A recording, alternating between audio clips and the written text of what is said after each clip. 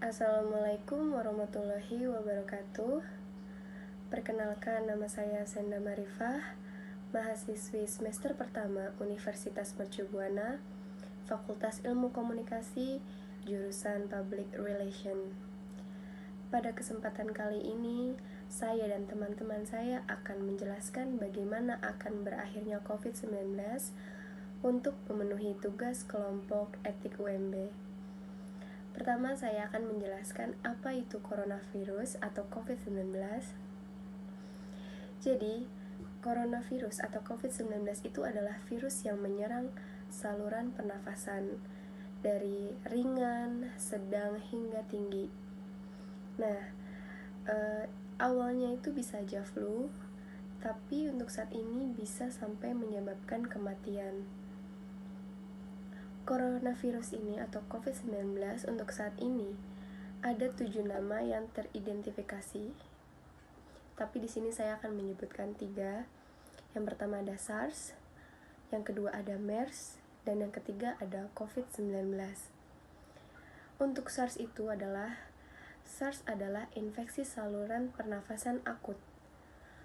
Untuk MERS itu adalah sindrom pernafasan Timur Tengah. Untuk COVID-19 atau bisa disebut dengan novel coronavirus itu adalah menyebabkan wabah pneumonia di kota Wuhan, Tiongkok. Tiongkok menyatakan ada penyakit atau virus corona mulai dari Desember 2019 dan mulai menyebar ke seluruh dunia pada tahun 2020 awal. Nah, untuk Indonesia sendiri menyatakan bahwa ada positif virus corona itu pada bulan Maret 2019. Oke, itu aja informasi dari saya. Selanjutnya akan dijelaskan oleh teman saya bagaimana penyebaran virus dan siklus penyebarannya. Terima kasih.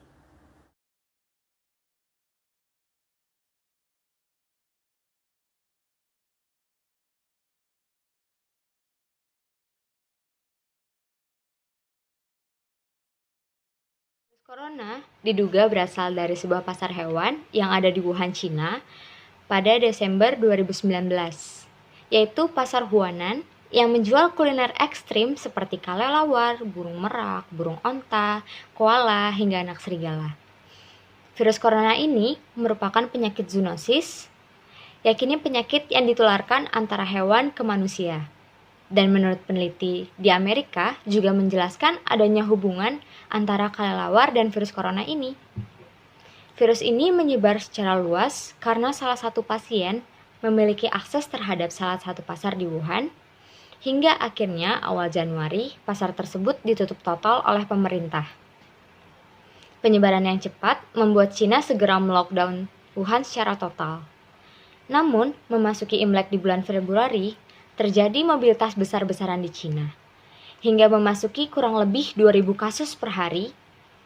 Setelahnya, Cina benar-benar menutup akses keluar masuk. Di pertengahan Januari, terkonfirmasi kasus pertama di luar Cina, yaitu di Thailand, disusul Jepang.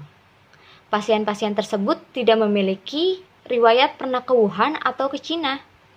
Hingga muncul dugaan virus tersebut menular melalui orang ke orang, hingga nyampai ke pasien.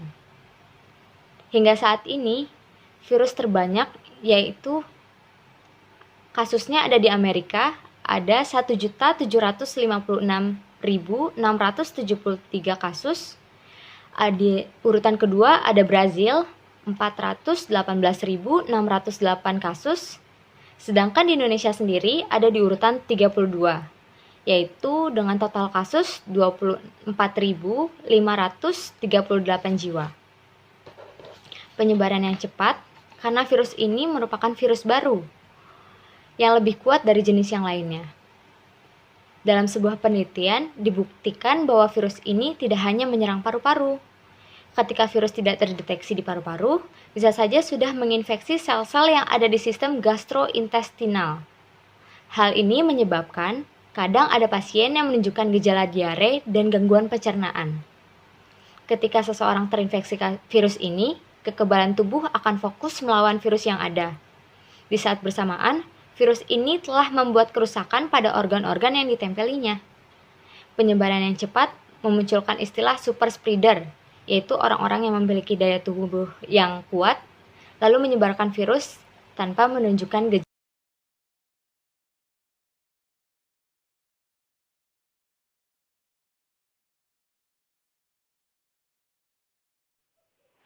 Virus COVID-19 atau yang biasa disebut juga dengan virus corona bisa menimbulkan beragam gejala pada pengidapnya. Gejala yang muncul ini bergantung kepada jenis virus corona yang menyerang dan seberapa serius infeksi yang terjadi. Masing-masing orang memiliki respon yang berbeda terhadap virus corona. Sebagian besar orang yang terpapar virus ini akan mengalami gejala ringan hingga sedang dan akan pulih tanpa perlu dirawat di rumah sakit.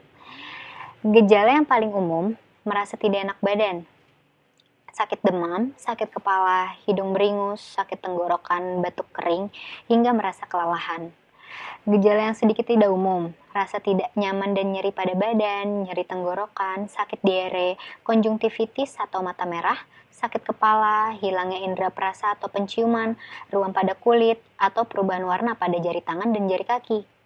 Hal yang perlu ditegaskan, beberapa virus corona dapat menyebabkan gejala yang parah. Infeksinya dapat berubah menjadi bronkitis dan pneumonia, disebabkan oleh COVID-19 atau yang biasa kita sebut virus corona, yang mengakibatkan gejala seperti kesulitan bernafas atau sesak nafas, nyeri di dada atau rasa tertekan pada dada, hilangnya kemampuan berbicara atau bergerak.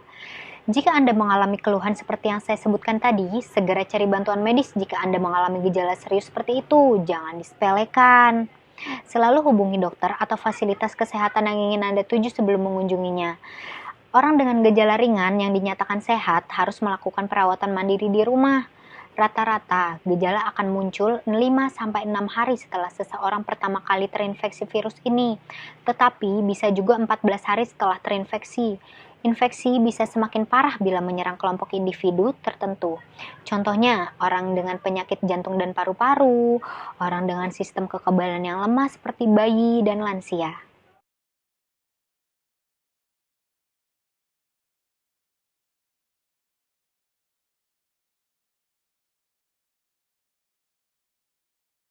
Halo, Assalamualaikum. Saya Muhammad Harun Muazim.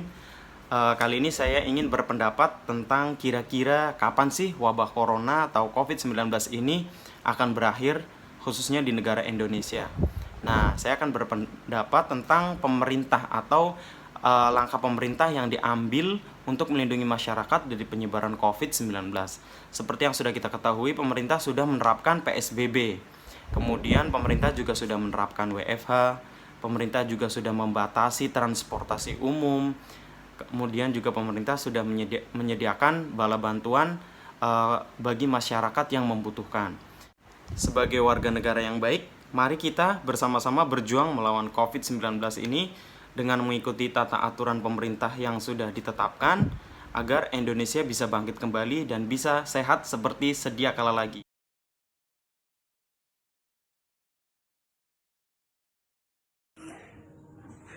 Himbauan untuk seluruh masyarakat Indonesia, mari kita tingkatkan pola hidup sehat untuk melawan COVID-19. Terima kasih untuk masyarakat yang sudah patuh dan mengikuti arahan pemerintah untuk tetap di rumah aja. Dan untuk masyarakat yang sedang berkegiatan di luar rumah, mari kita mengikuti protokol kesehatan yang dianjurkan oleh pemerintah dengan memakai masker dan cuci tangan di sela-sela kegiatan kita. Semoga pandemik ini cepat selesai dan kita semua bisa menjalani aktivitas seperti biasa. Mohon bantuannya semuanya dan terima kasih.